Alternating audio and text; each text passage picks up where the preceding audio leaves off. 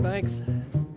I would like to recognize Mr. Ware, my friend and colleague Arthur Ware of the Dormitory Authority of the State of New York, which, despite the strange name of that organization, actually his day job is financing billions of dollars of projects for public buildings. But that's his day job. In his spare time, of which he has very little, Art has been tirelessly working to recruit panelists, to identify panelists, and to help put this show together. Without him, we would not have this great group of people here to talk with. So thank you, Art.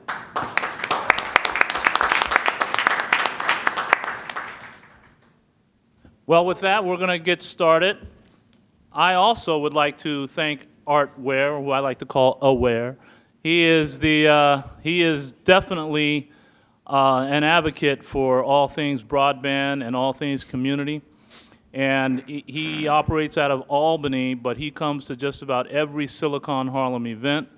And I'm always happy to see him. He adds a lot to what we're doing. We're now joined at the hip. And I am so proud to be his friend. So thank you, Mr. Aware. I also want to thank Greg Sayre for having this great event and allowing us to come here. I'm going to try to be quick with my remarks because, like I said, this may be the last time you'll see a panel of this esteem. This is the most important talk you'll have in this hour. All right? So I also want to thank Jolie. If you don't know Jolie, Jolie is the man behind the camera, and he is the guy who has been archiving this topic along with all things around the digital economy for New York City. He works through the Internet Society of New York, so we're always proud when he comes and films these type of events. So you'll be able to see that online. I also want to sort of acknowledge my co-founder, actually, of Silicon Harlem, Bruce Lincoln. If you could stand up. Bruce Lincoln is a scholar. He's a fellow at Columbia University, a Princeton grad, and he's also one of the pioneers around broadband and technology here in New York. He serves on the mayor's broadband task force. And if we had more room for panelists, he would have been up here with me. But he is an outstanding man to meet and talk to. Finally, I want to, before that, Honorable Catherine Sandoval, thank you for your contribution here in New York. You know, I've got Cali roots myself, so it's great to have you here. And finally, I've got almost 20 kids here from our Silicon Harlem Academy that are the smartest young people you will ever meet, and I am so proud of them. All of you stand up and wave to everybody. Stand up, AYLA. Thank you guys. Thank you for coming, and thank you for all that you're doing, and that's the future. Why we are here, and our particular panel talks about 21st century technology and broadband innovation. Young people are going to be carrying this mantle for all of us. So we are very encouraged when they can attend an event like this, have an interest in this, and perhaps even lead in this topic as they move forward in their own careers. Again, we have a great panel assembled. And so I'm trying to get to them as quickly as possible, but I got to quickly tell you about Silicon Harlem because that's what I represent. So Silicon Harlem, at the end of the day, our whole objective is to transform Harlem into a tech and innovation hub. And the idea behind that, much like that's been talked about all day today, is to empower a community. Now, we're lucky because we are in New York City, so we have a lot of we benefit from the entire ecosystem as an uptown community. But as you heard throughout the day, there's also pockets around this country, even pockets within our uptown neighborhoods where broadband is still lacking. And that has those tremendous impacts, and I'm not going to go over all of those that have been talked about already, from education to health to jobs, and I think somebody even mentioned getting married. So we're not going to go there, but I will say that We at Silicon Harlem believe that urban centers like in Harlem, like a Baltimore, like a Chicago, like these other locations we hear about even in tragic situations, we think they are the economic engines of the 21st century.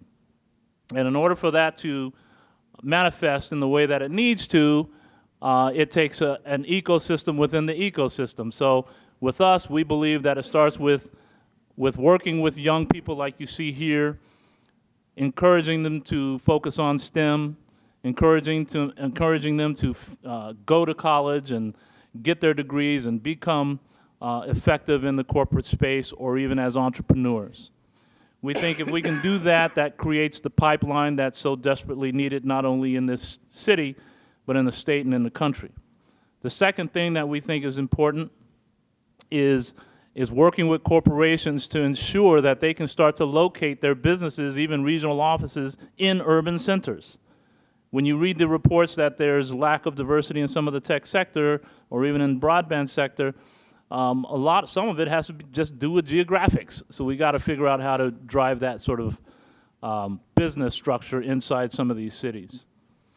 The third thing is the political structure. We've heard a lot about that today, the policies that need to be put in place to help seniors, to low-income families to really have the access that they need to have. We were very vocal in the Link NYC that you've heard about today, transforming payphones into Wi-Fi hotspots. Silicon Harlem was very vocal about that and ensuring that some of the roughest places to go will have the same access as everyone else from a wireless perspective. And finally, and most importantly, and the thing that probably gets overlooked a lot by all of us that write the white papers and go down to Congress and have these great forums and talk to each other, the tipping point for us has been to galvanize the community. We wanted to make sure that we had the voice of that mother or the voice of that child or the voice of that senior citizen in anything that we do. So it's been the galvanizing of the community that has really made our success to this point work. We still write the white papers and we still serve on commissions and we still do all of those things, but as most of you know, the new phenomenon, or one of the phenomenons that really helps you out with this, is meetups. Getting your community together and hear their voices. So that's what Silicon Harlem is about. Let me go on into the panel. This is the most exciting thing that I've been able to get a hold of today. So speakers, and what we're going to do is we're going to have each one of them give a 5-minute introduction of themselves, their vision, what they're into, how they see the future, and some of them may have slides, but we're going to go right down the line here, and you'll be able to ask questions very quickly in this process. So we're not going to wait till the end necessarily. We're going to make it as interactive as possible. So Dazza, can you start with your presentation, please?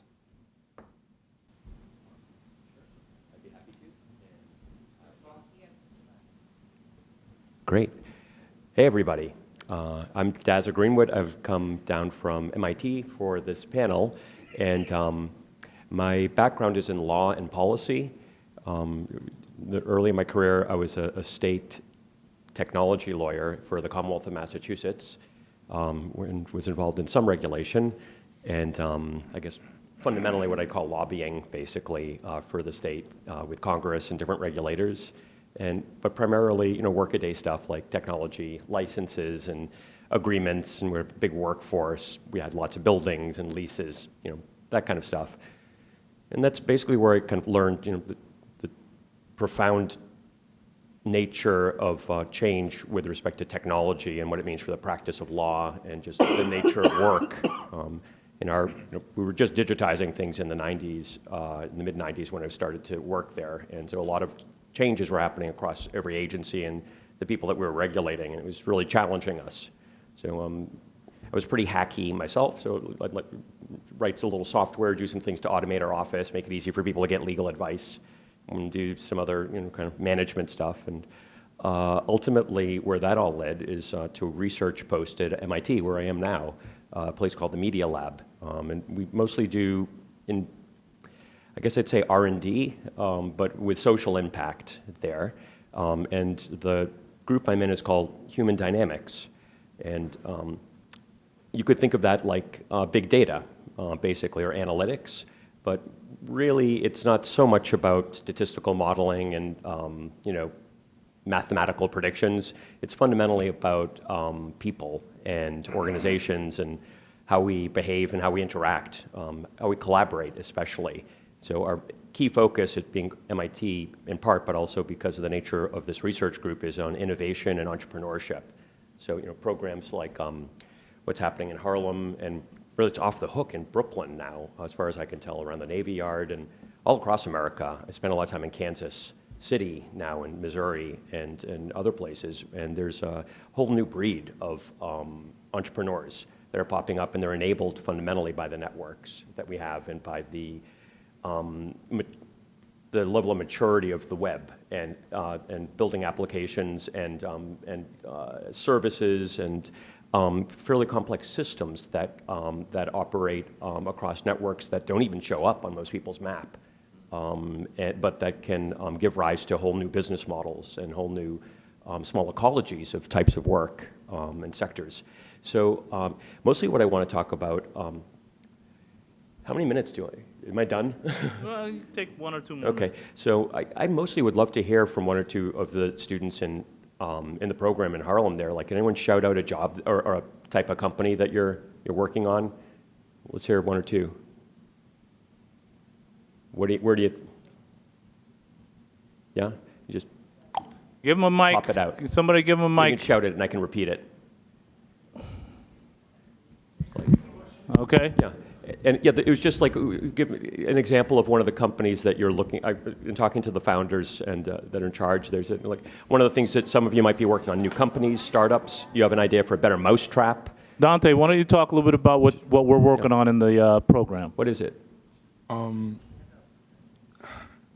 Say your name. My name is Dante. We're working on an augmented reality app that has to do with the history of Harlem.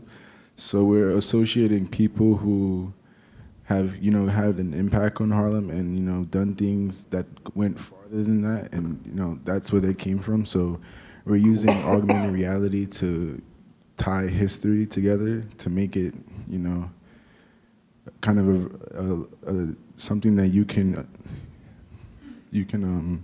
use as you go through Harlem, and you can learn history, and it's interactive. So That's great. Thanks, Yep. Dante. Yeah. Can you keep standing for a second? Don't worry, nothing bad's going to happen. So the reason I was asking is because fundamentally, what I think most of us are here for is you and people of roughly your age, but you in particular, selected yourself into, and like you're in the kind of place where it's likely you and a good percentage of you are going to end up starting companies and being an amplifier for the capabilities of these technologies and what you do on networks with broadband.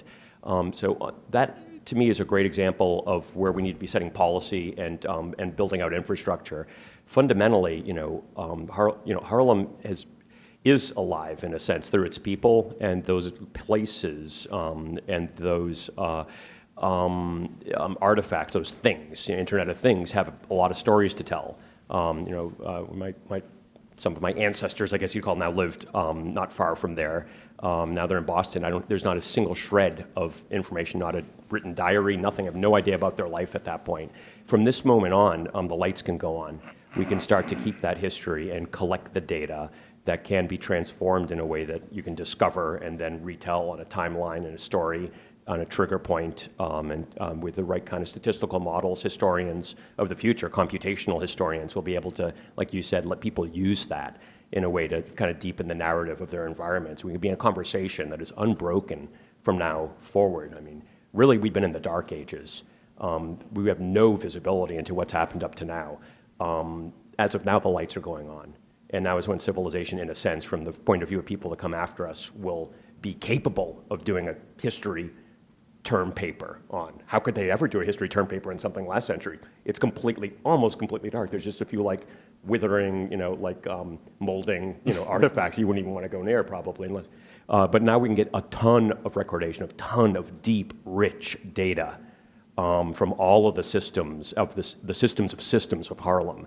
And those will tell a story, and the best ones are these phones and the personal data. That's where we can start looking at the graphs and the relationships of people as they interact together and through the city, and know who we are and who we came from, and then who we can be.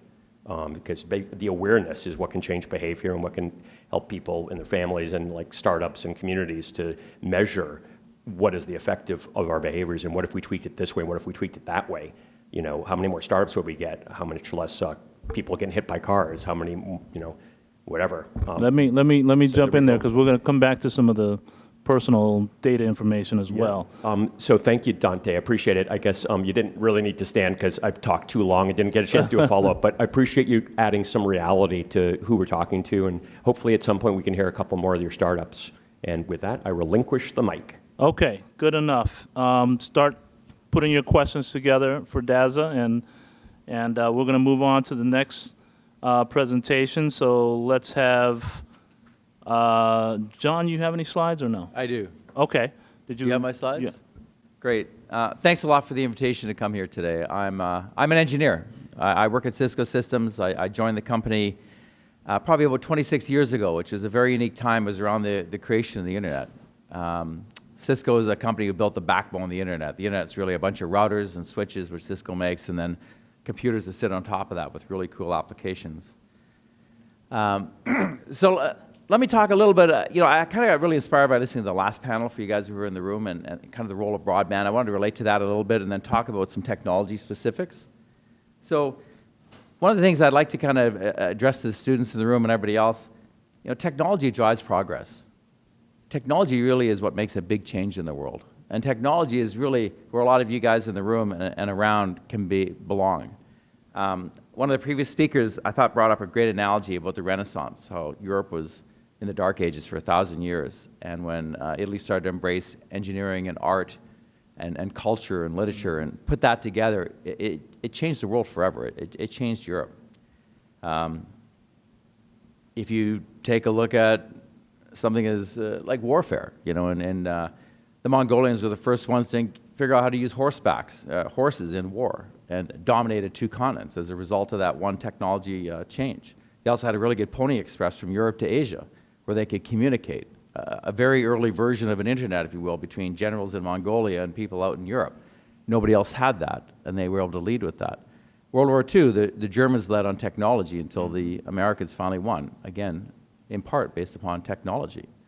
We're in a culture today where technology is going to make a huge difference, and does make a big difference.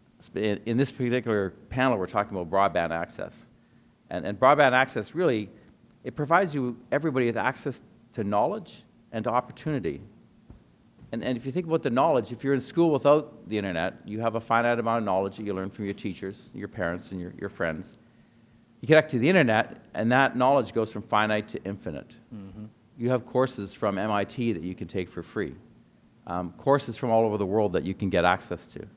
Your opportunity goes from a local scale to a global scale. You can start a business in Harlem and to sell to somebody on the other side of the planet or in your own hometown. It's like running water. It's an essential part of life these days. Mm-hmm. And the irony on running water is there's people in Africa who have internet access who don't have running water. There's such a value proposition in that. Technology really drives process. And I think one of the things I'd encourage people to think about is we actually need more technologists. We need more engineers. As an engineer working in the industry, we ran out of engineers in this country about 20 years ago. We've been bringing in engineers from all over the world. A lot, China and India supplied a lot of engineers. And all that information and technology has gone back to those countries and actually helped them out a lot. If you look at the growth of China right now, a lot of it is based upon technology, which drives economic transformation. That is something that can happen here as well. And there's a lot of talk about us getting back our technology edge and our leadership edge, and I think the role of broadband and all of that is a big part of it. So I'd encourage everybody to go out and become an engineer and go make a difference in the world. Yeah. Now let me talk a little bit about some technology that our team is working on, and to kind of give you a vision of where we're going. A lot of talk today was about just getting people on the internet, but where is the internet going? So on the next slide, let's talk about access bandwidth. The best way to kind of measure speeds and feeds is to look what's happening with Ethernet. It increases by a factor of 10 every 7 years. So 10 megabits per second to the home, which, by the way, used to be really, really fast. It's like 4 times the speed of a T1 line. That's in the past. 100 megabits per second is what we see a lot of today. I have 100 megabit per second connection to my home. The technology we're working on in the lab that I'll talk about in a couple of minutes is a gigabit per second to the home. And and the next trend after that is 10 gigabits per second. And what usually goes through people's minds is, what is people going to do with this bandwidth? Why do they need it? I can remember sitting down in front of customers 20 years ago on the cable saying, I really think we need to get a megabit to the home. I mean, I didn't even put a megabit in the slide. And people were, nah, you don't need a megabit. Right. The trick is that it's not that you use this all the time. It's when you want to get information, you need to get it fast. It's not about bulk, it's about latency. It's not about throughput, it's actually about response time and speed time. Web pages load faster at a gigabit than they do at 10 megabits per second. You can upload and download photos. Photos today are gigabits. Videos are gigabits. You can get information faster. At higher speeds, you can hit, how long does it take you to go through 50 web pages? At higher speeds, you get through it a lot quicker. You get the information you need. So speed actually counts. Do you want a Fiat or a Ferrari? Well, it turns out we need both in our society. We need the Ferrari for the guys who need to go really fast. We need the Fiats to make sure we get everybody on the road. It's people with cars can get to places, or people with access to public transportation can get to places. People with access to broadband can get to information. They can get to knowledge, and they can get to opportunity. Next slide, please. Where are the speeds going? You might have to click into this. So what this graph shows is the amount of broadband speed people have had over the years. And it's not a logarithmic graph. The numbers on the left increase by a factor of 10. That's logarithmic. It's amazing how straight that line is. How many people here remember dial-up modems? Hit the bar again for me. All right, so remember when you had 9600 baud modem and 56K came out? Yeah. Hardly anybody upgraded because 56K was so much more faster than you needed, right? Look how it just keeps going. Today, if you look at 2014, I drew a blue line there. We've got internet access that's hundreds of megabits per second that's available. This is drawn, by the way, as a peak rate. You divide it by, let's say, a third or a quarter to what an individual user might get. You draw that out, and as we hit 2020 and beyond, we're going to be at the 1 in 10 gig marks. Can technology take us there? Next slide. By the way to look at this is where technology is going. This is what the rest of the world will have. There's an argument on the gigabit, like we're working on gigabit to the home. You could argue nobody needs it, and you can also argue everybody has it or will have it, right? And if the rest of the world has a gigabit to the home, we're going to need a gigabit to the home to remain competitive. There is things you can do with a gigabit to the home you just can't do at slower speeds, like back up your whole computer. We used to think that was a ridiculous idea 20 years ago. Now it's routine. Let's hop to the next slide. This might build out a little bit. What is the technology? I happen to work in the cable environment. My team builds equipment for cable providers. So if you have a cable modem at home, you have one of our devices in your home and back at the cable company. And what our cable companies are struggling with is, we get a question is, what technology should we use going forward? Should it be fiber or coax? If you're unfamiliar with the cable companies, the cable companies run coax to every single home, and you run fiber to a neighborhood, and then you run this active network to every home, and it's constantly an engineered network. It's a network where basically everybody's network is you pour dollars in and you get bandwidth out. And the business proposition is how many dollars do you put in to get that bandwidth, and that dollar is created by revenue from what you charge.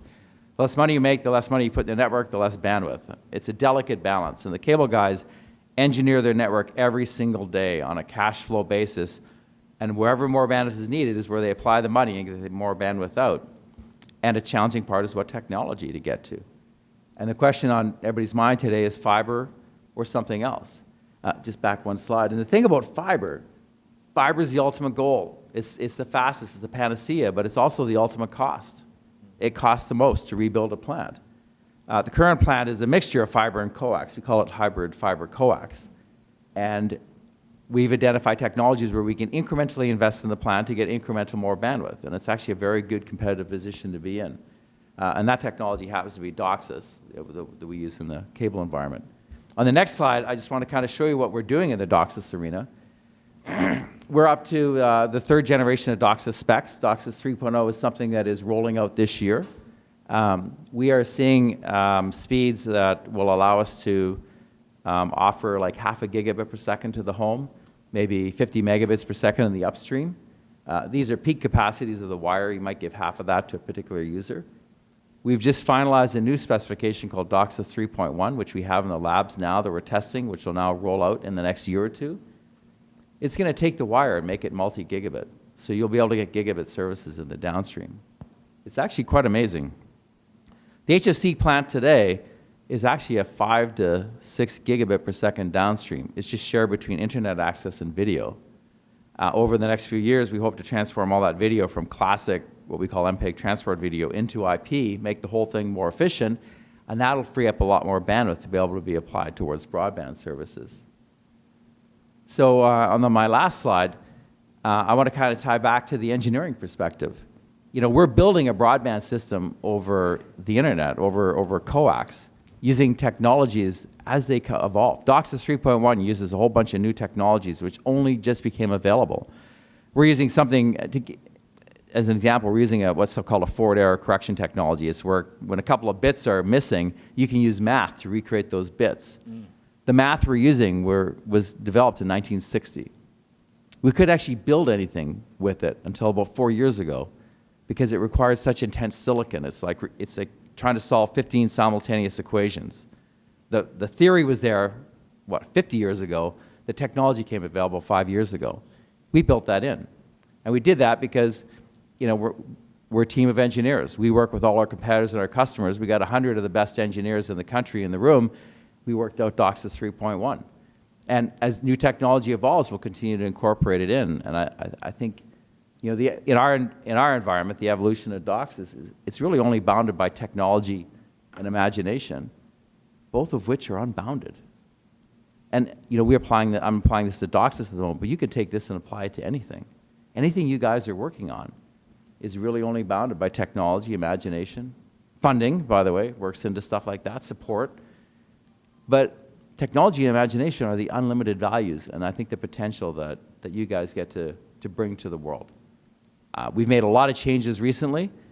We've made a lot of progress in the last 100 years as a society. We've made a lot of progress in the last 20 years as an internet society. We've made a lot of progress in the last 10 years. Think about the next 5, 10, 20, 50 years, of which the younger generation is going to be driving that. The potential that we have today is beyond anything we've ever seen on this planet. And you guys are going to be driving it as a younger generation. I'm really looking forward to seeing what you guys come up with. Thanks very much. Thank you so much. So John was very straightforward with us. I've listened to a lot of his speeches. He can get real technical. So if any of you want to go deep, you know, make sure you talk with John afterwards because he can go there with you. Trust me.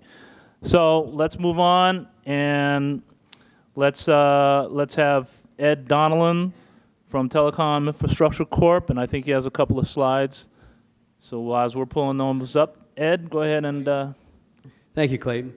Yep, my name's Ed Donelan. I'm glad to be here. Thank you for inviting me. I'm a business owner here in 42nd and Lex.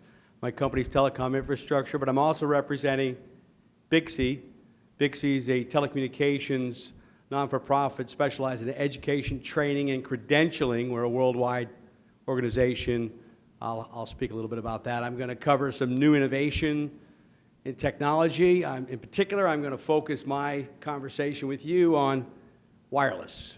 And we're going to talk in particular in wireless about the cellular spectrum.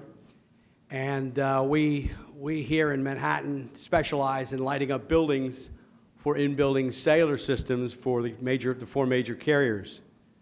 As a matter of fact, we lit up this building, and I'll talk to you a little bit about the devices that are in the ceiling, because there is a wireless cellular antenna sitting right above you. But before I get into that, I want to talk a little bit about, I actually borrowed this slide from Cisco, so thank you, John.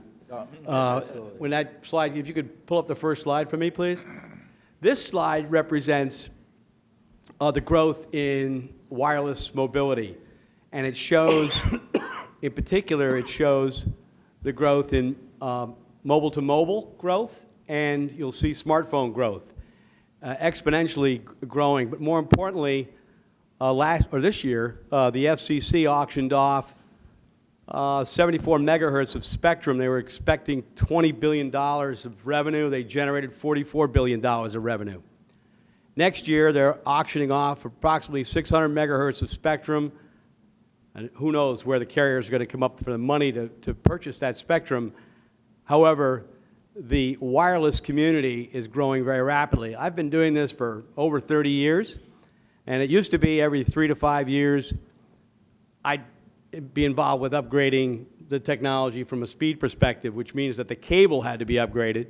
So I've rewired buildings many times all over the country. Nowadays, with wireless, it's changing every 6 months. So our technology is evolved from 3G to 4G to 4G LTE, and in 2020, we're expecting 5G to hit the market, if not sooner. Our biggest problem around the country with broadband wireless access is actually twofold. It used to be coverage, and now it's capacity. Coverage is why we lit up the Marriott Marquis. There was no coverage in here. You can look at your cell phone. You probably have 5 bars.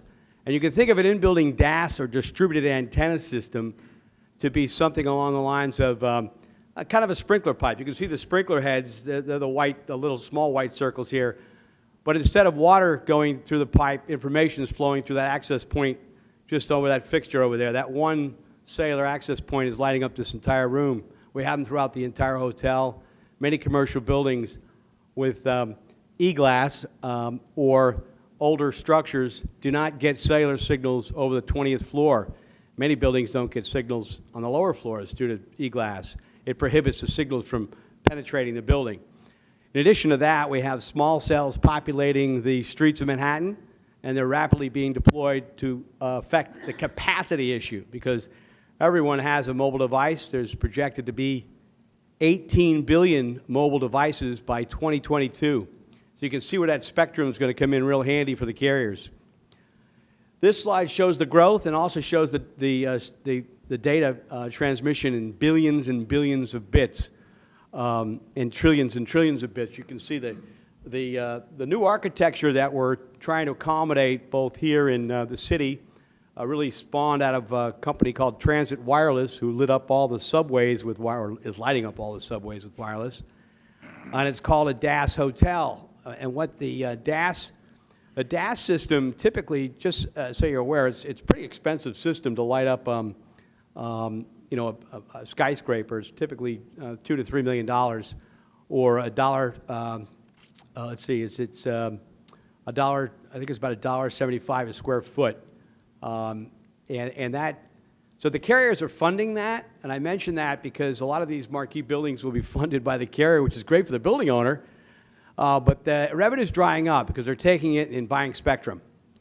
So we're coming up with creative and innovative ways to distribute cellular signals within buildings using what we call a DAS hotel. And this slide shows a variety of different wireless connectivity going back via fiber to what really is a mimic of the old Bell Corps central office.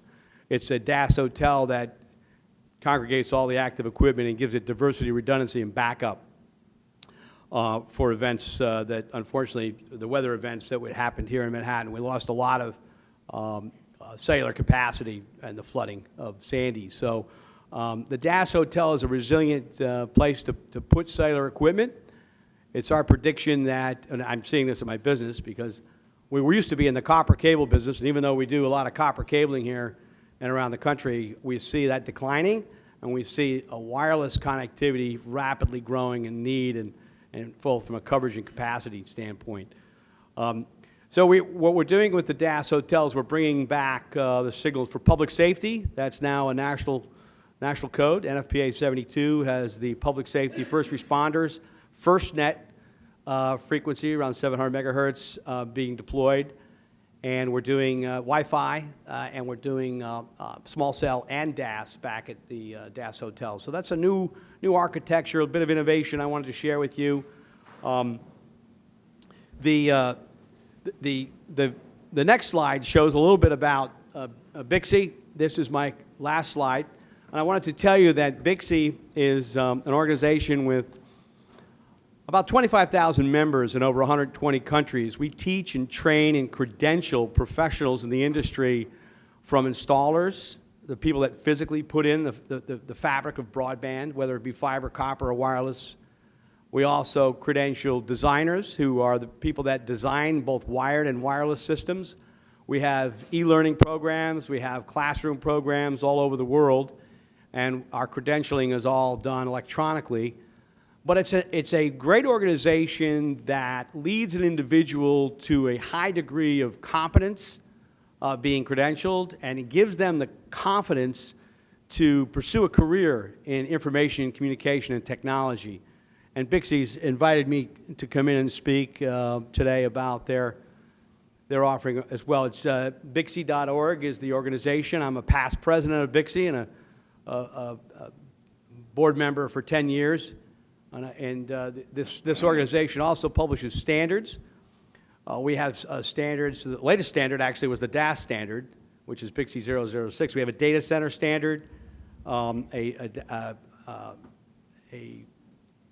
higher ed standard. Actually, it covers K through 12 and higher ed.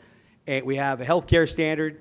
So if you're looking at proper design for infrastructure, you want to go to Bixie as a resource for best practices. Is essentially what it is. And it's not, when I say best practices, I mean it's a consortium of people from around the world who get together, subject matter experts, and write the standards, ANSI-approved standards, to help us all do a better job enabling broadband to the community of users, and doing it hopefully in a fashion that stands a little bit of the test of time. Although this is changing so rapidly, it's hard to future-proof networks these days. So that's my presentation. Thank you again. Thank you, Ed. And we'll, give him a hand. We'll make sure that the young people hear about your Bixie program. That's great.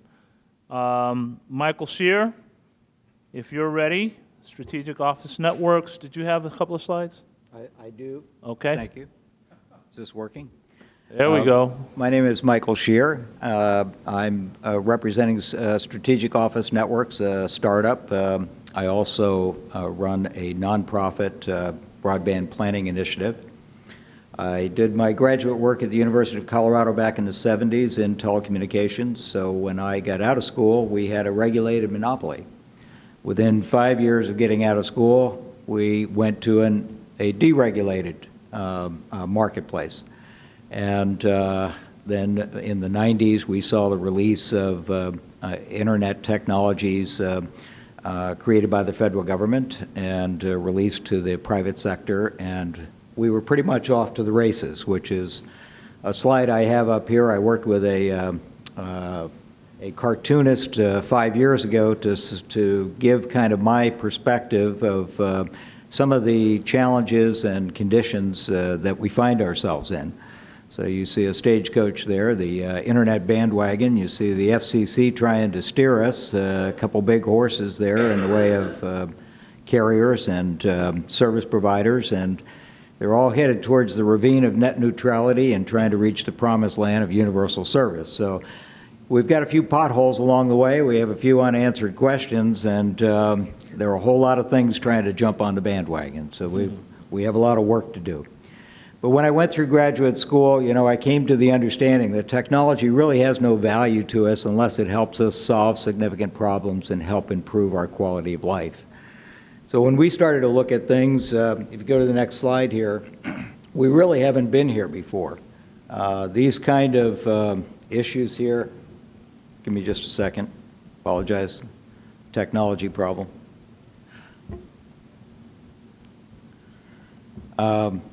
These kind of issues that we're faced with today are things that are new to us. The combination of these events create a great deal of questions and consternation. And it also requires us to start to embrace a greater degree of systems thinking in solving these problems so that we really can't remain in siloed structures any longer. We have to look at larger and larger pictures and impacts in order to come up with more creative solutions. If you go to the next slide, you'll see that we have a couple positive elements. We have this rapid growth in innovation and information technologies, but we have weak institutional coordination and to formulate our visions and policies.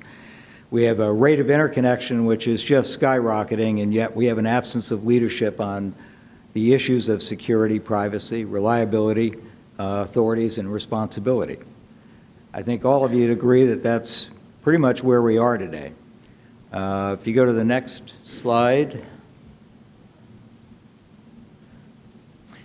These are quotes that came from, you don't have the General Alexander one? That's the one that didn't work? Okay. General Alexander was head of NSA. A portion of it. Well, I love technology. It's fascinating. I didn't plan this. But in this particular one, in 2012, he testified as head of NSA to Congress, stating that in terms of cybersecurity, that we really are, at about a level 3 of a 1 to 10 preparedness. I think recent breaches, problems that we've seen not just in the public sector but also in the private sector, this is pretty much, I think, an on-spot number of what our preparedness is. The second quote, which is not on there, oh, there it is. The second quote is one which 2 years earlier he had propositioned that we need to look at more secure, dedicated networks for the support of utilities, critical infrastructure, and for personnel. And so, I think these are things that we haven't really thought about when we look at that first picture and realize the chaos going on. Have we really been able to develop the kinds of systems and approaches that make us more secure and bring the kind of economics advantages that we're looking for? So in order to kind of really shake it up, we're going to go to the next slide, the challenging assumptions slide. One has to ask, is everything that can be connected, should it be connected? And I think we're starting to wonder, is that really the case? Do we want every monitoring device in our utilities accessible by people in China? Makes no sense to some of us, and I think more of us are starting to believe that as well. The existing internet is but one method of using broadband and internet technologies. Let me say that again. Broadband is a portal to the internet. It is a very powerful one. It gives us a tremendous set of opportunities, but it is only one construct. Cyber security efforts need a safe harbors complementary approach. We can spend a whole lot of money trying to manage the waves of the internet, but if we don't have safe harbors, we're going to find ourselves in much more difficult circumstances. So it's about the network, not necessarily about the internet. So I guess I'm the heretic in the crowd, but it's not meant to be heretical. It is meant to give you some insight that we have other opportunities to invest in these technologies which will only enhance our ability to extend internet services to more people. If you go to the next slide. So this one is not there, but this would show you where we put our focus. We looked at how big an impact. Well, that's actually the one after it, but if you hold that one, that'll be fine. We looked at what is the impact of these technologies on something that we all do day in and day out. Go to work. Getting people to work is one of the most challenging investments that our society has today. If you leave here, you will read about the highway transportation funding problems that we have and our inability to be able to expand and meet the demands of these rapidly growing metropolitan areas. We also through that rapid growth, bring more issues of job isolation. And that tends to impact the lower income families. We talk about trying to help the middle income wage earners. They're spending 25% of their income on transportation, getting to and from work, trying to find places where there's both affordable housing and reasonable expectations of job opportunities. Our communities, on the other hand, our communities and major employers have maintained a legacy model of single location employment. It's one community bidding against the next community for the next big employer.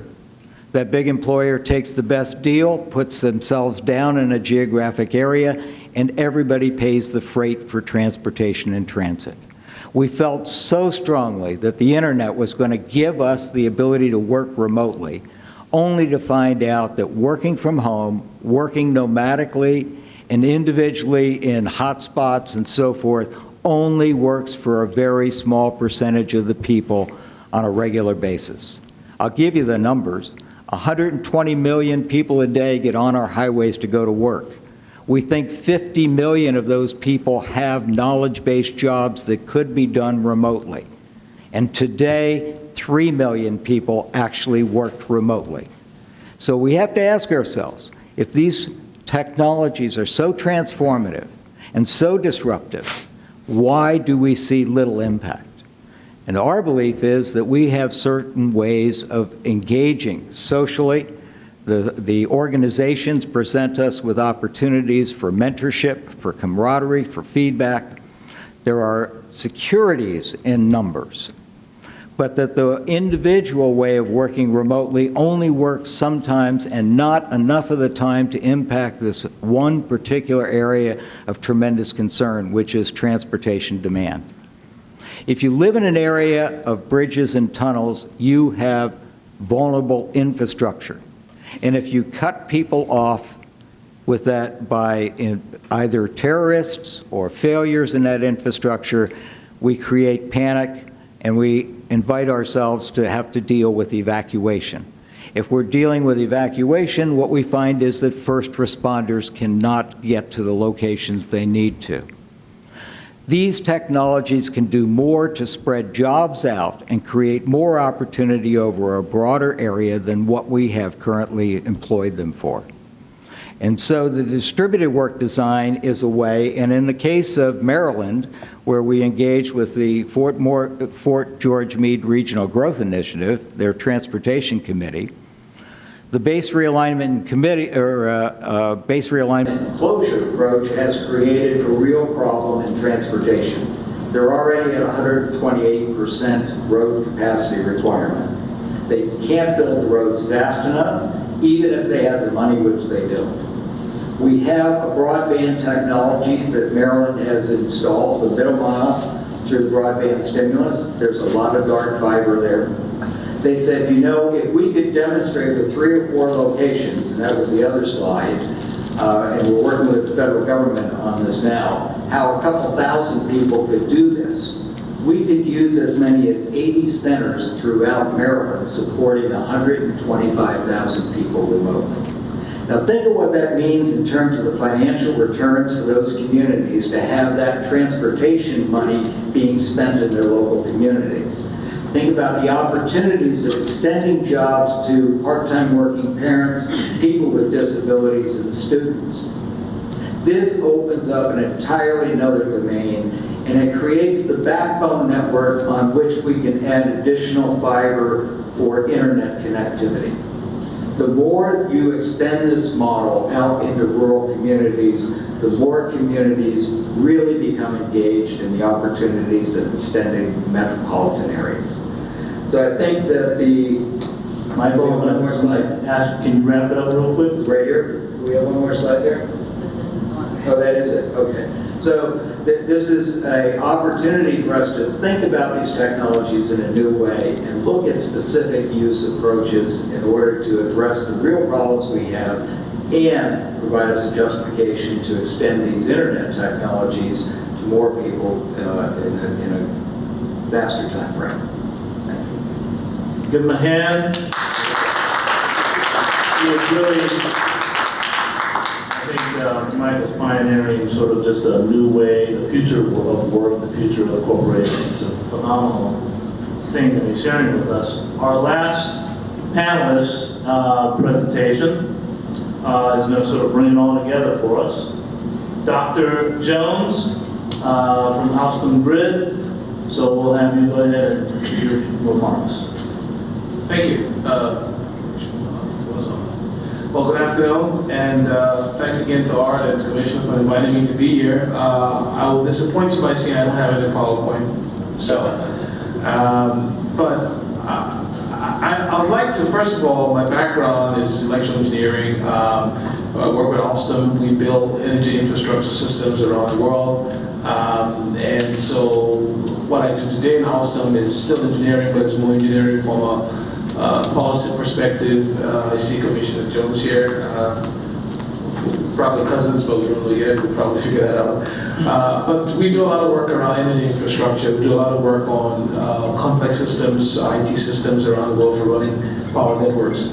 What I wanted to do, and when I talked to the organizer of the panel about going last, I knew I didn't know I was going to be going last for a reason, which has occurred. I didn't know I was going to have to sort of deal with the two extremes of this debate. In that, on one hand, we started with some very positive, uplifting perspectives around broadband, and then towards the end, I think Michael, he brought some, he called it, heresy or whatever he called it, but maybe some doom and gloom around the whole issue of what are we doing, should we connect things? And I'd like to look at it, I won't get too much into the technology because I really want us to have an engaging conversation here. So you can beat up a buzz on the internet, we build technology systems and all the good things we do. I'm going to come at this from a different angle. And the angle I'll come at it from is from why do we need broadband? And as an enabling technology, what does broadband do for specifically the energy sector, and what are some of the challenges there? Oftentimes when people see the electricity lights or the lights on, people forget that there's a what I call the invisible infrastructure that keeps the lights on. And broadband is one of those invisible, potentially invisible infrastructure that will keep the lights on, but again, as Michael said, could also bring the lights down. And so the real challenge as we talk about 21st century technology and the issue of innovation, maybe a couple of themes I will throw out there just for the sake of discussion and maybe to add some provocation. The first thing is, I think we're entering this age of what I call hyper-integration, right? So everything is going to be integrated. The challenge we have is that we haven't been trained and educated in dealing with hyper-integrated systems, because the systems thinking approach that Michael talked about is not something we've grown up with. So everything from our regulatory systems, our policies, they were all created in silos. And so now as you create these hyper-integrated systems, you need a whole new set of regulatory paradigms to deal with them and the interdependency between these systems. The other thing we're dealing with, and I think Dazza talked about it, and John a little bit, is what I call the age of hyperconnectivity. I know we've heard about it a lot, but it's now becoming even more apparent as we look at the Internet of Things and what that will mean. And so you have that challenge coming at us, but there's also an opportunity here, both in terms of the hyper-integration and hyper-connectivity, and that I think is what I call the value creation on steroids. And I say that because a lot of what we see happening from the power grid side, where we see a lot of new technology coming to the grid, we have discussions around smart grid, we have smart cities. One of the challenges we see is that unless there's a way to really extrapolate value or extract value from all of the data that Dazza talked about, really investing in technology is meaningless.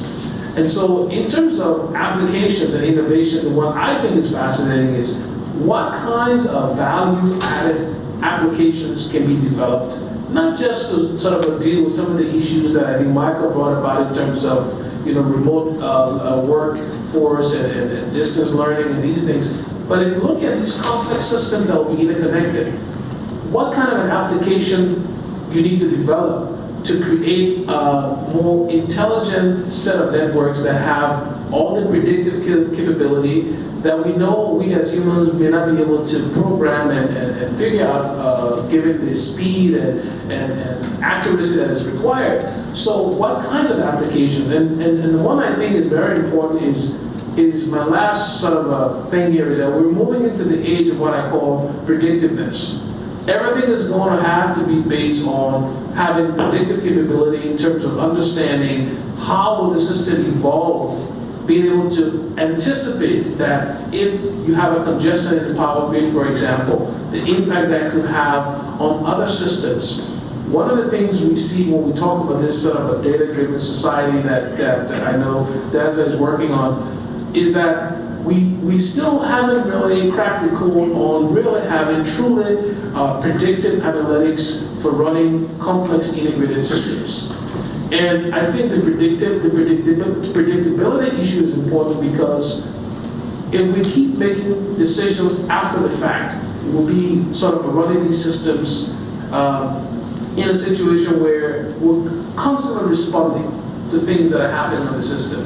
And I think the best way to add value to these networks is to have applications that can actually drive decision making, that can help operators, whether in the power grid, whether it's in a train station. If you look at some of the accidents that have happened, if you had predictive capability in some of these situations, you would have been able to avoid it.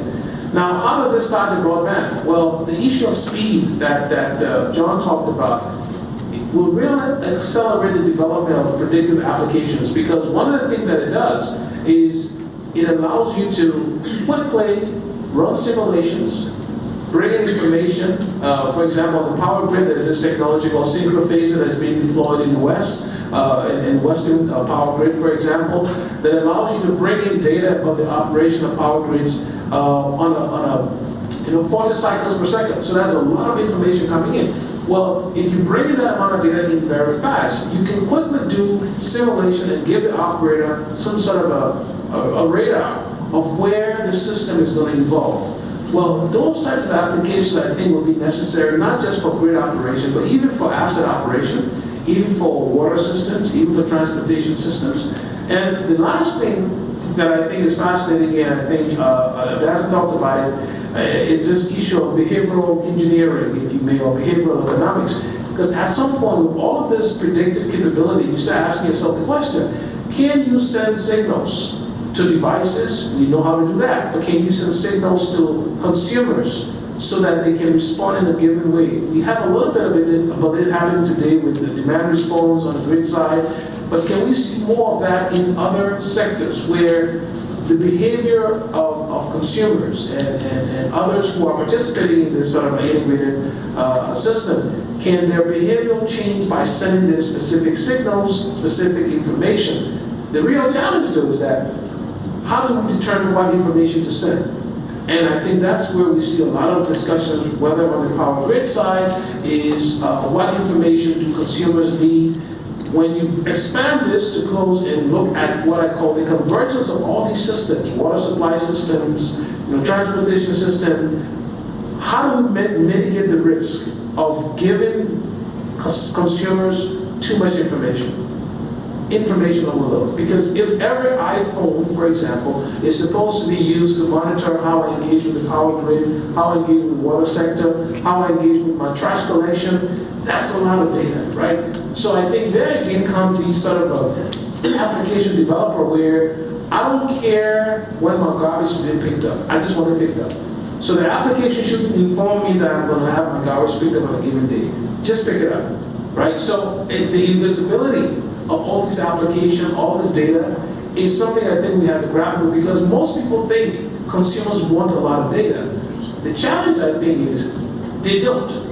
They just want information and they want value. And maybe if you give me one bit of information that solves all my problems, I'll be happy. The problem is, as application developers, we believe that just dumping, take an iPhone and see all the different apps that's there. Well, most people don't use those apps, right? And so I think one thing we need to be very careful with is, let's not overpromise the benefits of broadband, but really focus on how can broadband add value to the infrastructure itself, but also to the consumers that benefit from these infrastructures. So I'll stop there. That is excellent. Give him a hand, please. What a great way to sort of summarize our mini ecosystem here. We've got these great minds. I'm going to ask the panelists first, and then if someone in the audience has a question, we have a mic out there, so we want to come to you. Put your hand up, and we'll get to your question. But any other panelists want to respond to anything that anyone has said, particularly Dr. Jones, his comments, his summary. Dazza, do you have any response to that? It was great. I thought it was very insightful. I mean, the only reason I didn't take notes is because I wanted to keep listening. In particular, what got me thinking was around the middle, when you were describing the importance of where we're headed toward predictive systems, and therefore organizations and other systems that are responsive, and the types of engines that can make sense of those signals and then cause trigger events and other processes that will steer that ship. The physical systems and the transactional systems and everything in between. And I was just kind of having a flashback or something to different clients and different gigs that I've done where the pressure was on. And sometimes there was some kind of wrapper or consulting promise that there was going to be predictive something or other. And at the end of the day, I was thinking, what we really need, including on a big program right now, is like, how about just working systems that are data-driven, just for now? So like if I know right this second that an inventory control thing or a routing thing or any old thing that has to happen, how much more liquid and responsive could we automate sort of existing workflows and approval chains and all the other stuff that happens in every system of our life? And if we could just get better at doing that well, it's inevitable that we'll want to then get smarter and adapt better based on what we predict is going to happen in the future. The future's funny, in so many ways, and whether we got the simulations right or not is based on rumored innuendo, guesswork usually. We find out later if we didn't plan for the 10-year event or whatever. So I was just thinking, like, what you're saying is right on the money, and I would like to apply it in a still really hard way, but just to deal with reality as it's known to exist by observation right now. And even if we just took the prediction of what you said, I feel like that would be 20 years of hard work right there. Anyway, just to get up to responsive systems that are data-driven. But that's partly what I was thinking. I basically like everything that you had said. It was all thought-provoking. Michael, do you want to sort of respond to that? Well, I certainly agree with many of the things the doctor says. I mean, hyper-integration and predictive requirements for higher levels of predictive capability, I think, are extremely important. I mean, if you're going to drive faster, you want to know in advance what's further down the road. So I think we're all faced with that reality that things are moving much faster than we have expected at this point, and our tools to be able to see out in front of our headlights are a little bit weak. So we have some improvement. Anyone in the audience have a question yet? We have a part here. I just want to reflect on something from an efficiency standpoint. So my office is at 515 Broadway, and right down the street from my office is a company called First Light. Used to be called Tech Valley Communications or whatever. Anyway, we looked into getting fiber into our building, and because we don't have a high-speed network in Albany or anywhere else in New York, to my knowledge, I mean, we have corporate systems that are pretty good, but having a high-speed network to do the things that you guys are talking about, integrating systems and breaking down silos and getting the econometrics of how broadband can really work from an efficiency standpoint, is in the secret of constructing high-speed fiber optic, not copper coax, but fiber optic networks. So, in order for us to have fiber at our office in Albany, it would cost about $5,000 a month for a dedicated line. In Kansas City, where Google Fiber, and Google's not the only game in town, but people are doing it, Leverett, Massachusetts, there's several others that have models that there's other pathways, so I don't want to get hung up on Google, but what I'm interested in communicating is the efficiency and the importance of networks. And where I'm going with this is open source applications, and that's one of the reasons that I end up running up on Dazza, and we talk about this stuff quite often. So, getting to the point where there are going to be networks, we know that they're coming, and thinking about what the efficiency is, somewhere around $70 to $100 a month, as opposed to $5,000 or $6,000 a month for this, technology that doesn't really help anybody because most people can't afford it at that rate. Well, but if you we have John, who's sort of like really working on this backbone. So one other quick point, I'm going to put the mic down. Okay.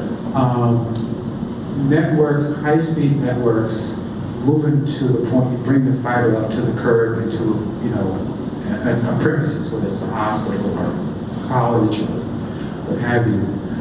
Then what? That's my question. Then what do we do to really make this thing really work and break these silos down? How much are you paying per month for your fiber connection? About five. I think it might have been more than 5,000 to get them to come in to do it and subscribe to it through this private dedicated source. Yeah. So I think there's more efficient ways than $5,000 a month to bring commercial services building. I would definitely give your local cable company a call and see if you can get a better deal. I mean, it shouldn't cost $5,000 to bring broadband to anybody.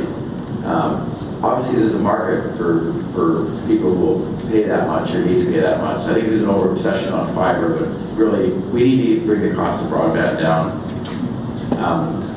A follow-up comment I think I wanted to offer is, when we're talking about connecting things together and what can we do with it, and should we connect things together and stuff like that, I think the way to look at the broadband access and the internet is really, it's just the next level of communication. We're looking at today, everybody getting the internet, and we're talking about communication between people or communication to a database or something like that. But what's next is really connecting anything to anything. So we're connecting people together right now, but to get into the Internet of Things and some of the things that you were talking about, we're talking about maybe hooking sensors together. You imagine putting stress sensors on all the bridges in the country. You can actually measure which bridges are getting old and need replacing, and more importantly, which ones don't need replacing, which saves a lot of money. You don't have to replace something. And it saves lives when you do replace something. And then next after that is machine-to-machine communication, where your phones will be talking to each other or automated machines will be talking together. It's all about putting things together, and that is a natural thing. And when you do that, you get more collaboration, you get better knowledge, you get more efficiency. You have to deal with things like security. It's great if all the healthcare information could get together so that you could move between doctors and have your records follow you, but you don't want the rest of the world to see that. And so security is a big part of it. I remember going to Seoul in the 80s before South Korea became an economic power, and you could not get a street map for the city because they were worried that if they published street maps, North Koreans would use the street maps to invade them, right? And so, eventually that kind of got outdated. I mean, that just didn't work. So you've really got to just anticipate that you got to publish the street maps and figure out a way to work the security a little bit differently that works. Anyway, I think it's really all about connecting things together and getting ubiquitous access and doing it in an intelligent way and layering in the problem with applications and security. Yeah, we're going to get the price down. Do we have, I'm sorry, go ahead, Dr. Jones. Do we have another question in the audience?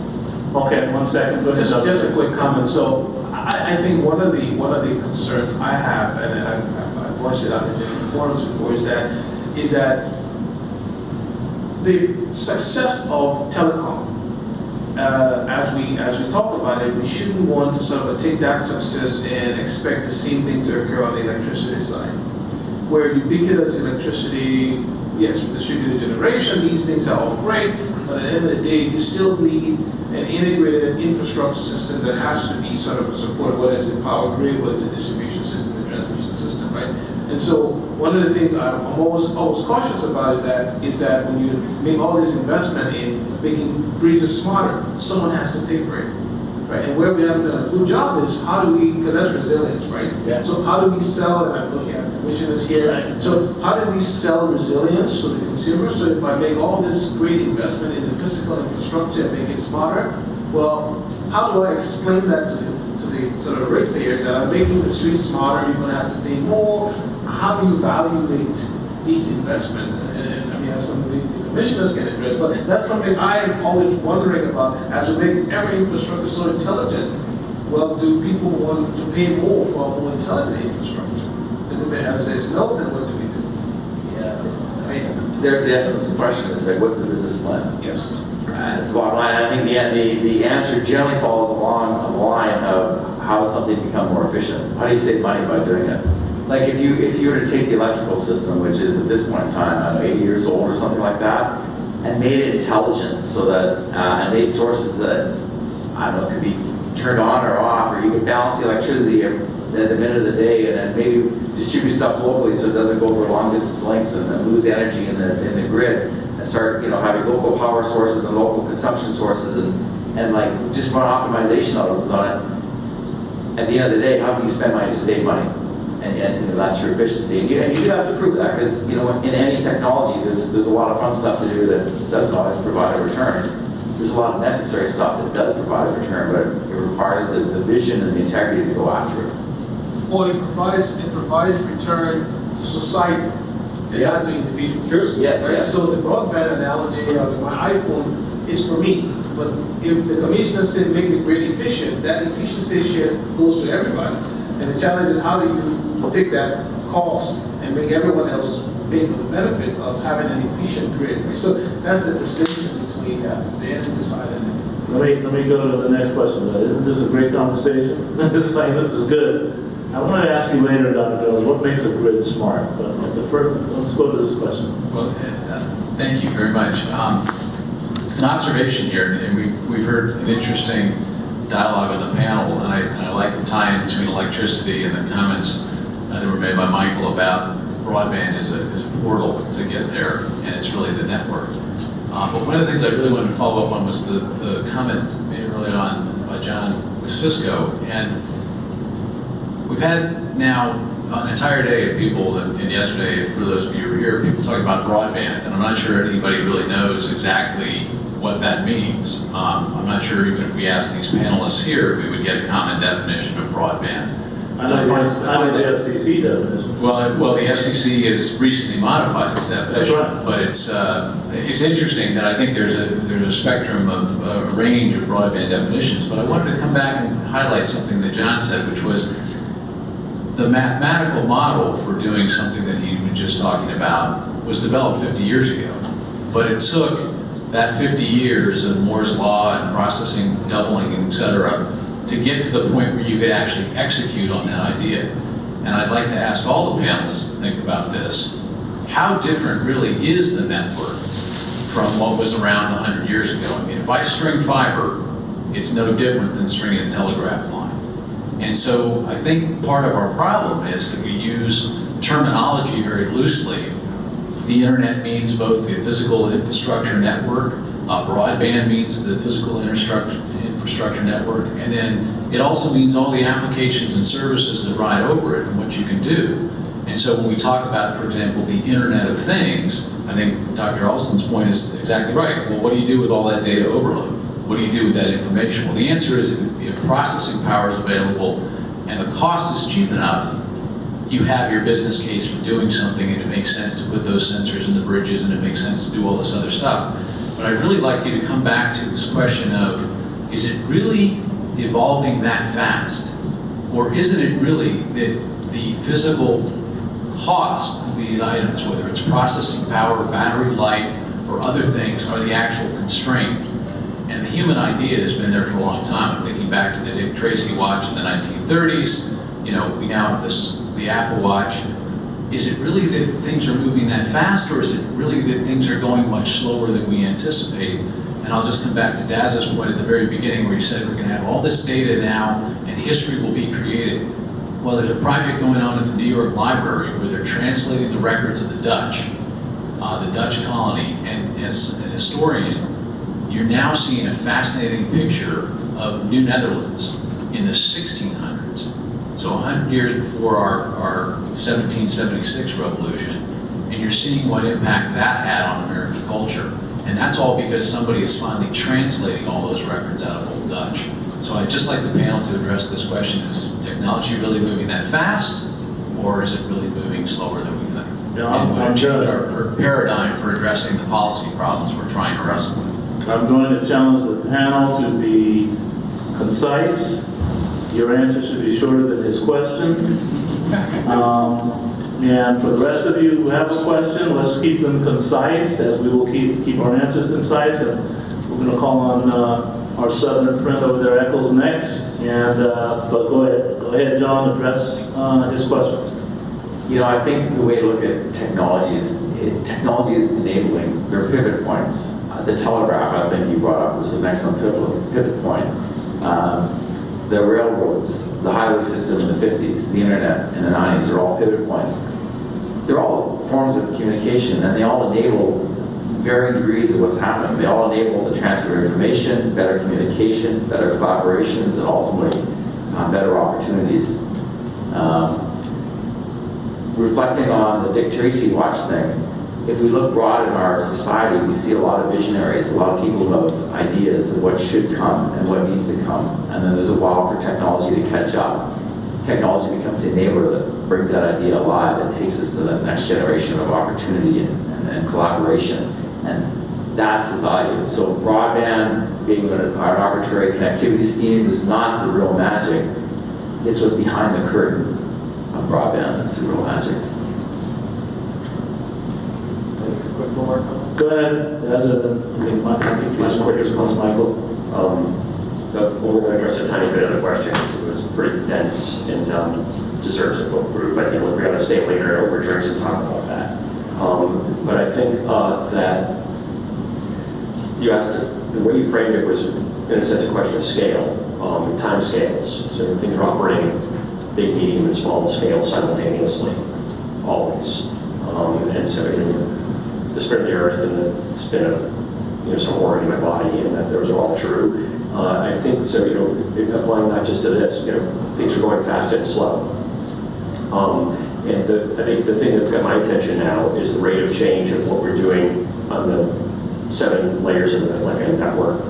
Kind of old school way to look at it is right up at the tippity top of the network. There's a driver that's turning data into value in ways that cannot be predicted when it's put out there. So you might think the sensors about bridge repair and kind of like capital costs of like maintenance, and it may totally be one of these kids that just was here could totally look at a startup on traffic routing or on who knows what they would do, romantic walks or any. I can't even imagine what they would do when the data is made available at sufficient rates and accessibility REST interfaces. So I think that there's a rate of change that has a wild card element at the top of the stack. And at the bottom, I would love to see a way to have competition where you're talking about distributed cogeneration of power is a kind of a great example of what's going on in electric energy, where you've got these little points, and then there's a really interesting competitive marketplace of people, buyers and intermediaries, new intermediaries from those little plants outward. What might it look like if we invested in a lot of like big honking, network operating centers, or where I don't even know enough about this area, but wherever a big pipe goes, like would be like a PBX in a building, and then let much more local forces, like I've got grad students doing mesh networks every time I take my eyes off them for a second, like causing hats and gloves to turn to mesh networks. I can imagine lots of ways to do the last mile if we had a lot of distribution points, and maybe that's one way to revolutionize topology of the network. I just don't know enough about it to say, but I know if we can get more people involved and more ideas in ways that they can feel, and they can build to directly, either by accessing the network data and getting more efficiency out of the same old, or by giving them like drops or somewhere where they can build out their own networks or something like that. We get more of the brains involved and the entrepreneurs, so we get to good value from that. Michael?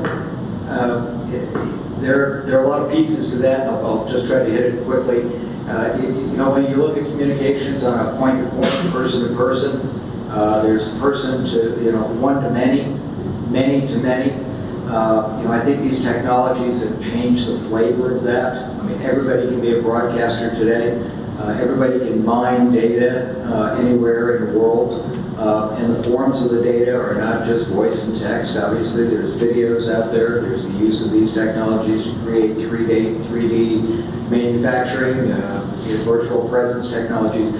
So I think it is moving faster because the events that are occurring and how quickly they're coalescing almost creates an entirely different fabric than what we had when we were using telepathy or other forms of communications.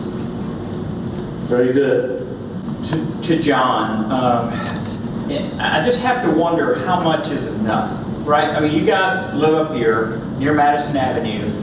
You're very susceptible to advertising and what it does to you as a person, what it does to your psyche, and making you want more and more, right? So, I mean, if I go back home, I'm going to think, if I take your values with me, I'm going to think everybody should have a Starbucks, right?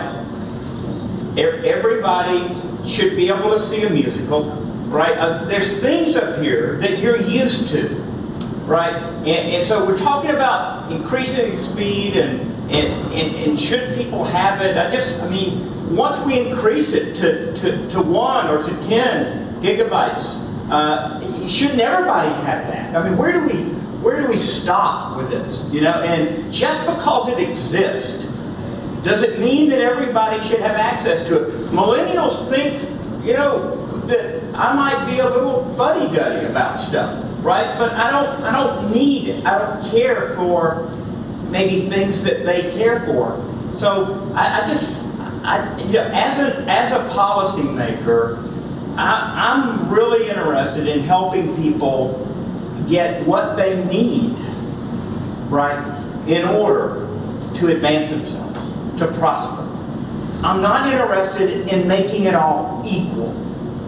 So, I mean, is that anti-American, John, for me to say that? I mean, how much is enough? You know, actually, I think you answered your own question really well. So the first part of your question is, does everybody really need everything? And then the last part of your question is, how do I, as a regulator, make sure people get what they need? And in the middle, you talked about how you really maybe don't need that kind of connectivity and all that fuddy-duddy, but the millennials really, really need it. And so I think at the end of the day, it is all about giving people the opportunity and the choice.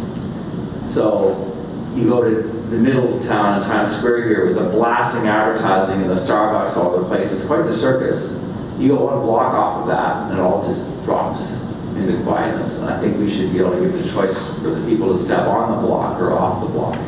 It's really all about human progress. There is no end to human progress. Human progress is a continuing story. It is a wave that we ride. And I think as the regulators in the world, it's not about an endpoint, it's about the journey. It's about making sure people who want the opportunity get the opportunity, that people who have a need get that need. And there is a range of needs and opportunities, and I think the broadband is part of the larger human story. You know that welders make more than baristas? Welders make more than baristas, and we need more welders. Millennials don't want to get their hands dirty, and we need to help them see the value in this blue-collar work because they'll make more money than they will at Starbucks. Yeah, my nephew's a welder, actually. A welder. We need both welders and baristas. Yeah, I'm going to have Dr. Jones respond as well. Let me just quickly add my 2 cents, and that is a lot of what we talk about is engineering. And so when you look at it from an engineering perspective, some of the throughput and bandwidth rates and all that stuff is going to slowly go away. It's an engineering issue that we throttle up or throttle down some of this bandwidth. And at the end of the day, there's a whole network of devices that have to be upgraded. There's the IPv6 issue that has to be upgraded. There's a lot of components. So the next generation internet will take away some of this, some of these impediments, if you will. So, Dr. Jones, if you can quickly comment, and then Jolie, you're going to be the last question, unless any other policymakers. Okay, if one of the policymakers want to ask a question, then we're going to wrap up. So I really appreciated Commissioner Echo's comment about what's enough, right? I think if I tie your question with the gentleman's question about fast, slow, I think he said, first of all, we live in a world where there will be those who want it fast and those who want it slow. So this diversity of choice which you talked about, the option has to be there, right? I think the challenge around this discussion is that when people say the millennials need this, I always get nervous when I hear that, because I think it's a generalization that to a certain extent, do millennials really need it, or do millennials need it until they stop being millennials? And if you look at it, a lot of people who are millennials, once they have kids, their lifestyle change. So if you think about it, you're basing the entire premise on maybe 7 years of a person's upbringing from maybe age 13 until they turn 25 or whatever, up to 21. The moment you get a wife, some of those millennial behavior go away, because you're not going to be clicking this 9-year-old baby to take care of, right? And so I think that the challenge we have here is we need to reevaluate who we consider as customers. So my mother, I'm not going to say her age because she's going to beat me on camera, but my mother, who has an iPhone, only uses it for 3 things: calling me, texting me, and taking pictures. But that iPhone has a whole bunch of applications on it, right? So I think the challenge is, how do you dice up, as in segmentation is something we talk about in the electricity sector, where you need to segment the customer base better. I think we need to segment the recipients or the users of broadband better and not generalize, because once you do the generalization, if 50% of the population is not millennials, why should the 50% of the population who's not millennial make all this investment just for millennials? And I agree with your point about millennials not wanting to go into engineering. That's a very big problem, right? And so how do you get them to realize that just sitting down and sort of playing around with this and Facebooking doesn't really add much value to anybody else but yourself, right? And so I think you're onto something there, but on the other hand, I still agree with you that you need the technology, and the fast and slow difference we'll have is something we're going to have to grapple with going forward. Hold on your comment, Dazza. I'll defer to him. Okay. Was it? Yes, my question as a regulator is we've talked about the interoperability and the complex systems of systems, and I want to hear your thoughts on whose responsibility is that? Because to me, going faster down the wrong road, doesn't help you. And the issue that I see, for example, when Mr. Chapman was talking about electronic medical records, is not in the speed of getting a record from one place to another as a PDF file. It's that the format and structure of the documents are different. And so whether they're flat files or comma separated value files or XML, or the structure of the data is day, month, year, date, year, date, those issues need to be addressed as we go forward. And I'm not sure that those standards are they a responsibility of the regulators to say, no, if you're going to have the information highway, you have to have, like with railroads, you have to have the same gauge tracks, and automobiles have to have the same size tires, and to be able to go through the information. And I don't see that regulatory control over the standards that are in this internet and information and broadband. And I'm just trying to figure out, is that our responsibility as regulators in telecommunications to actually get some structure to this overall that we have? So I think I think partly, yes, it's the role of the regulators to at least drive and direct how the standards are supposed to be sort of not created, but at least drive the efforts around creating the standards. I think what's happening is that because broadband, taking an analogy from the power industry, when you have something that is an evolving technology, you have so many different standards popping up, right? And the issue of picking what is the best standard becomes very tricky, because great Cisco has their standard they're pushing.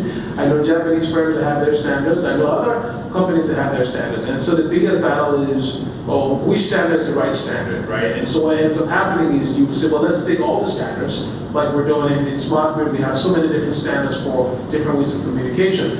I think at the end of the day, if you remember the USB port, right? The USB is a standardized product that everyone has it. Everything has a USB. That's easier to standardize than communication standards, because what I would like is that most communication standard has an intrinsic, what do you call it, proprietariness to it. Even though one would say it's open, like you said, Art, there is still difficulty in opening these standards 100%, because again, I mean, why would Cisco invest billions of dollars in a standard?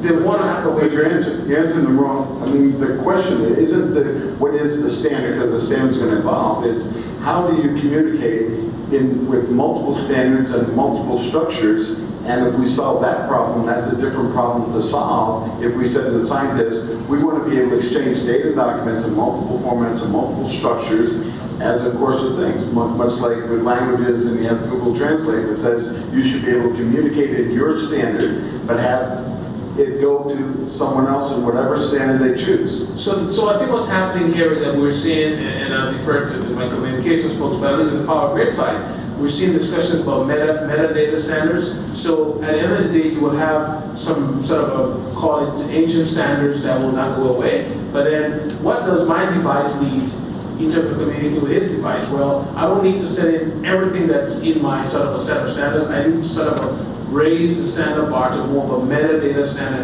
That's where I think the trend is, more metadata. And I think that's where the regulators could help and say, okay, here's the basic structure between these two devices. At this level, at a minimum, they should be able to exchange a certain set of information. And I think that's where the definition should come. But not the raw standards, I think it will be somewhat, I'm not sure if it would be. So the conversation, please. At Big C, we write standards, and we're ASC approved, and IEEE does the same thing. There's international standards too that we sit on the ICT and ISO committees. So I think one of the first, it's a consortium of industry veterans that sit at the table, much like this. And it's hard work coming up with a standard, but you have to hear everyone's voice. And I think that the Public Service Commission should be at the table to offer that value that they do to represent the citizens.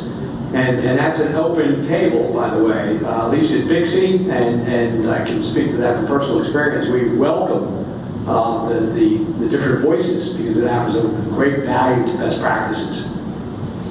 So, like I would say, from a Cisco point of view, we're a huge believer of standards. And the internet itself has actually been a good propagation of standards. Standards and ways of doing things basically create markets. And standards can sometimes come into existence on their own, such as everybody adopting a PDF format, or something can come out through the IEEE and the ANSI and ITU. We do a lot of our stuff through there. We generally almost publish everything we design because the internet is all about interoperability. One of the questions I think to really ask next though is what's the right formula for getting a standard in place? And what we have noticed that works really well is when you take the guys who can build stuff and you hook it up with the guys who are going to actually use stuff. You know, you get the guys who write the paycheck and bet their job that you're going to get it right. You have them kind of making decisions. So in the cable industry, all the vendors will do all the work, they'll come up with the ideas, and all the cable companies will say yes or no. And if there's a deadlock between vendors, the cable companies say, well, that's the product we want, and they give us the direction. And I think if you're going to try and come up with a smart grid answer for the electric utilities, I think the role there would be, it'd be great if all the electric utilities who are going to buy it all get together and say, here's all our requirements, and then they evaluate the technology from the subject matter experts, and they work together to actually identify what technology makes sense and who's actually going to pay for it, how's it going to get used, and let's work together. And that often works better than a free-form room where we have people putting out ideas and voting who are never going to actually consume it. We're just kind of interested in riding along. So it's really all, the philosophy of getting it right is so much important, I think, as part of the process. A word on that to tie both of, they're both state regulators, I take it. Which state are you from? I'm from the territory of the Virgin Islands. Virgin Islands, okay, thanks. So the first things I've been spending a lot of time over the last 2 or 3 years at hackathons. You guys, have you heard of hackathons? It's a new thing. So a few people have it. And this usage of the term hack here is an MIT usage or a techie usage, which is like innovate or come up with something, not necessarily a deeply engineered solution, but something that gets the essence of almost like rapid prototype, or if you need a quick fix. the engineers and aircraft carriers did that a lot in World War II, where it's crippled planes and they need to get them back in the air with whatever they had around. They hacked them, is the usage, and it's in that sense. Well, because of a legal background, I've been gravitating toward what we call legal hackathons. Believe it or not, it's niche, but it started here in New York, and there's now, I think, 12 states and 3 or 4 other countries have legal hackers organizations, and they're growing. It might be that your questions, both of you are asking about, what should we regulate, why, and how, in a sense. And there's a new world here, and it really comes down to resource allocation. I think before you even do the wise counsel of doing, requirements assessment of what kind of standards you would need, and kind of lock arms as a team at the state level and begin to move forward towards standardizations of things. I would think that before that, doing something a little bit more open and crazy, but that is not directly linked to decisions, could be a good way to brainstorm and either surface or develop right there on the spot ideas of what more optimized place of regulation, what people need, and how you need according to who and why, and what is in the broader interest. What layer of the network would medical records be? Do you want the communications layer? Do you want the data structure? Where is there natural, how does that tie back to utilities regulation? It does in many ways. But I want to suggest, if you all want to do like a regulatory or legal hackathon, and bring technologists, where it's no fun without them anyway, and lawyers that are creative lawyers, and that could be in like a design session, which is not lawyering at all. It's not what can go wrong. It's you have to suspend disbelief for a little while for the others to work. I would absolutely help convene and host that for free. So that just to kind of begin to get that thinking surface ideas that could start to then in the fullness of time guide new regulatory models and paradigms of cross-state collaboration. And maybe even bring, I think, 1 or 2 DeCrucial people where would hit the spot. I mean, ITU and ISO, they're great, but that's like deeply mature in standards world.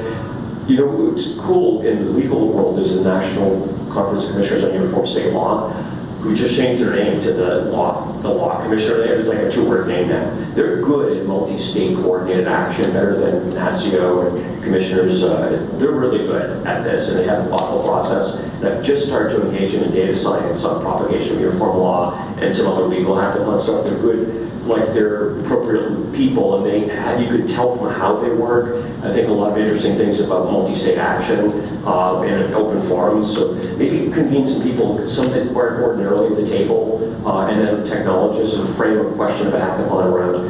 I'm not sure what you're both asking. I think there's a deeper dialogue that would surface common questions to focus people on around developing new regulatory paradigms. I think something in that area. Sorry that I was blathering there. I was short. It's a great suggestion. Dazza, John? The question is really what can you do as regulatory people? I think a short answer would be a really good coach. What we're dealing really with is innovation. When you get a bunch of smart people together to innovate, you're really never quite too sure where it's going to go. And new technology is something that can't be predicted very easily, and new uses of the technology can't be predicted. What a good coach does with a team is it sets their players up for success. People who are going in the right direction, you let them go. People who need some advice, you give them some advice. People who need problem solved, you find somebody who can solve the problems. It's really all about, I think, good coaching. I think I'll just kind of let your imagination kind of go with that one. So, we are running up on time. Am I still on? Can you be quick, though? Yeah, I don't really want an answer. I just want to make a comment. I'm Jolly. I'm with the Internet Society. So, one of the things about for innovation has been understood to be important is an open internet. And as Earl was saying, this is an amorphous term where you don't know what it means, and whether it's the transport layer or the application layer or the physical layer or whatever it is. And the point I wanted to make really was about language and how, and listening in the first the first panel when the gentleman representing the telecom company said, you know, technology is moving so fast, it doesn't matter what you regulate because you can't do it because it's getting away from you now. I'm thinking of like, you know, something like the Open Internet Order at the FCC, you know, which is going to change things, is changing things. If that, you know, survives, you know, it's something which the idea that it preserves this idea of the open internet rather than the proprietary kind of vertical things that have gone on previously. And how was that innovated? Well, it was innovated by a lawyer. It was innovated by a professor at Columbia Law School, Tim Wu, who invented the term network neutrality. You know, which, and just like the internet, no one really knows what the hell that means, but it's strong enough, got enough people wound up about it, that it became a regulation. And so, beyond all this business of technical standards and this and that, but it's actual just ideas that can make innovation. And just yesterday, you know, and I'm sorry the gentleman here has walked out, you know, I was watching a young lawyer from Fordham Law School called Philip Sylvain, I believe you know him, and he wrote a paper in February called about network equality. And he pointed out that the whole justification for network neutrality is innovation, so that people, you know, everybody can innovate, you can make a new Facebook, so that's why we've got to have network neutrality. And he said, that's not the point, you know, it's what we need is everybody needs to be able to communicate across the board. Network equality. I looked and I went and I looked on Twitter, I said, how many people have used this hashtag? Nobody had. So I stuck up his video from speaking at Berkman yesterday, and I put my, you know, and put my hashtag on it, network equality, and I said, you know, now today there's about 5 hashtags on network equality. I wonder, you know, if that might just change things. And it's just another example of how just coming up with an idea, you know, and you say he doesn't understand it, but you said millennials do understand it. They, as take it for granted, of just the power of ideas to change things. That's my point. Yeah, so we're going to start to wrap up. But I did ask a question earlier that Dr. Jones. Thank you for that, Joey, for your comment. But I had asked Dr. Jones for my own edification, what makes a grid smart? And he prompted my answer, if I have an answer. So I really find this discussion about terminology and definitions very interesting. So many years ago, it started in Washington State. After the blackout of 2003, a group of companies got together and started to have discussions about how we use electronics and how we use IT and communications to make the grid smarter, to help the grid avoid blackouts, right? We had a meeting, and the discussion was, at the time you were talking about the Gridwise Alliance was born. The notion of smart grid didn't exist, right? It was all about using technology to avoid blackouts, right? Somehow, the story goes, in a communication between some folks, someone said, well, if you're going to describe this for, you know, policymakers, you need to find a terminology, a term that will be appealing. Hence, the terminology smart grid, right? Now, what is it? I always say smart grid is actually a word that has been very good in galvanizing interest in modernizing the power grid. People try to want to make it something. Do you have a smart grid? Well, I can say you have a modernized grid, you have an intelligent grid. So for me, it's not so much about the definition of what these things are, as opposed to what actually does it mean to have a grid that is more intelligent, that is modernized. And so you can call it smart grid. It's been great for the industry. It's a buzzword. It's like broadband. It's a great terminology. Broadband. If you think about it, it sounds great, right? Broadband. You could have said narrowband, right? But it doesn't catch. So it's more a marketing classification. Broadband. Okay, you have this much yellow band. And that's what I think it is. So there's no real definition, because if I give you a definition, every lawyer in this country is going to say, Lawrence Jones said, this is smart grid. Everything else that is not smart grid, well, don't buy it. right? So there's no real definition, and I'm always nervous with this definition debate, and I think this is why the regulators sometimes get kind of, I won't say confused, but we overwhelm them, because we say smart grid here, we say broadband here, when in fact, we just want to modernize the grid using new technology. That's basically what we want to do. Well, that's a bottom line right there. Let's give them all a great hand. The majority of this panel had to travel here, so I want to give them as much time as possible. I want to personally thank all of you for sharing and being as transparent. Are there any final words you guys want to, or Sandoval, do you have? Yes. Thank you very much. So really appreciate it to everyone who has stayed and everyone who's come here. Thank you so much. Your information was inspiring and informative. I will invite you to the next hackathon I organize and judge. You missed my comments earlier about the Apps for Ag hackathon that I organized, along with the Apps for Water hackathon and the Apps for Energy hackathon. But we can do an Apps for Regulator hackathon, so maybe that'll be our next conference. But I also wanted to give a special thanks and a hand to Commissioner Greg Sayer,